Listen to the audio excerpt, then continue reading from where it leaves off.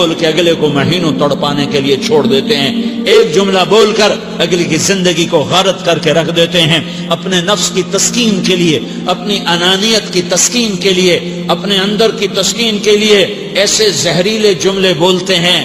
ہائے ہائے ہائے ہائے ہائے، انہیں نہیں پتا کہ سب سے زیادہ جہنم میں دھکا دینے والی چیز زنا نہیں ہے، شراب نہیں ہے، سود نہیں ہے، جوا نہیں ہے، ڈاکہ نہیں ہے، گانا نہیں ہے، عریانی نہیں ہے، فحاشی نہیں ہے، ماں باپ کی نافرمانی نہیں ہے، کیا ہے؟ نماز کا چھوڑنا نہیں ہے، روزے کا چھوڑنا نہیں ہے، زکوٰۃ کا چھوڑنا نہیں ہے، حج کا نہ کرنا نہیں ہے، کیا ہے؟ ارے کیا ہے؟ اور میرے نبی کا سنو، وَهَلْ يَكُبُّ النَّاسِ فِي نَارِ جَهَنَّمَ إِلَّا حَصَائِدُ أَلْسِنَتِهِمْ۔ میں نے کیا ہوا ہے؟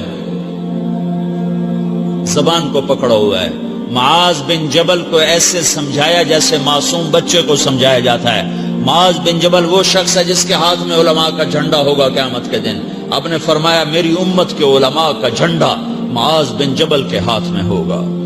جس کے ہاتھ میں علماء کا جھنڈا ہو وہ کتنے علم والا ہوگا، وہ کتنے فہم و فراست والا ہوگا، وہ کتنے مرتبے مقام والا ہوگا۔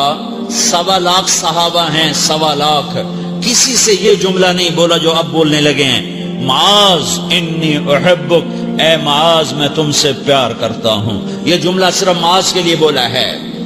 اور کتنے لشکر روانہ کیے اور ان کو الوداع کیا، کسی کو چھوڑنے کے لیے مسجد کے دروازے سے آگے نہیں گئے ہیں، لیکن معاذ بن جبل کو جب یمن روانہ کیا ہے تو معاذ بن جبل کو الوداع کرنے کے لیے 7 میل 7 پیدل چلے، 7 میل۔ دونوں کا ایک دوسرے سے جدا ہونے کو دل نہیں کر رہا۔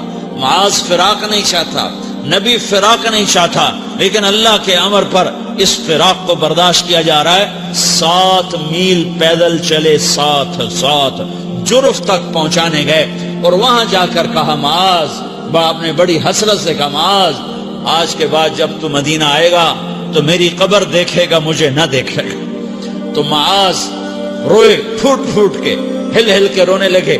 تو ان کو روتا دیکھ کر اللہ کے نبی بھی رو پڑے، لیکن آپ نے اپنے آنسو چھپانے کے لیے اپنے منہ مدینے کی طرف موڑ دیا اور ادھر پشت کر دی۔ فَأَقْبَلَ بِوَجْهِهِ نَحْوَ الْمَدِينَةِ ثُمَّ قَالَ يَا مُعَاذ إِنَّ أَوْلَى النَّاسِ بِي الْمُتَّقُونَ مَنْ كَانُوا وَحَيْثُ كَانُوا۔ معاذ رونا، میرا قرب چاہتے ہو تو تقوی اختیار کرو، جہاں رہو جہاں مرو، اگر تقوی والے ہوگے تو قیامت میں میرے قریب ہوگے، میرے ساتھ ہوگے، میرے برابر ہوگے۔ اس اتنے بڑے صحابی کو یوں سمجھایا، معاذ زبان قابو میں رکھ، نفس کو سب سے زیادہ گندا کرنے والی زبان ہے۔